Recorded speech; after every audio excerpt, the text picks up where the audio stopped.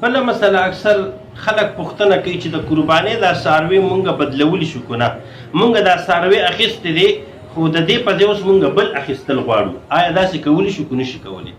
نو دې کې لږ شانتې تفصیل دی. که چېرې بالفرض د قربانۍ څاروي یو صاحب نصاب کس اخیستی وي. چا اخیستی وي؟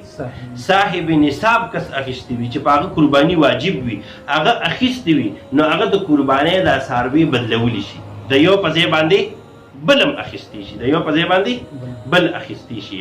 البته که غیر صاحب نصاب یعنی یو غریب کس چې کوم دی په هغه قرباني واجب نه وه، هغه د قربانۍ لپاره یو څاروي واخیستو، نو اوس هغه څاروي هغه نشي بدلولی، ځکه چې په دې اخیستو سره د دې څاروي قرباني په ده باندې څه شوله؟ واجب شوله. مخکې په ده قرباني واجب نه وه، خو چې کله ده د قربانۍ لپاره دا څاروي واخیستو ٹھیک شولو، دی اوس دا غیر صاحب نصاب کس چې کوم دی دا څاروي نشي بدلولی. به هر حال مالدار کس چې کوم دی د یو څاروي په ځای باندې بل څاروي اخیستی شي، او غریب کس چې کله د قربانۍ لپاره څاروي اخیستی وي نو هغه بیا د قربانۍ څاروي بدلولی نشي.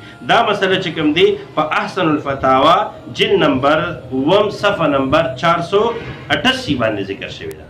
یو ورور دا پوښتنه کړې وه چې مونږ څاروي واخیستلو خو د هغې په ګېډه باندې د 4 میاشتو بچی دی، ډاکټر وایي چې دا د 4 میاشتو حامله ده، نو آیا د دې په ځای باندې اوس مونږ بل څاروي اخیستی شو او که نشو اخیستی؟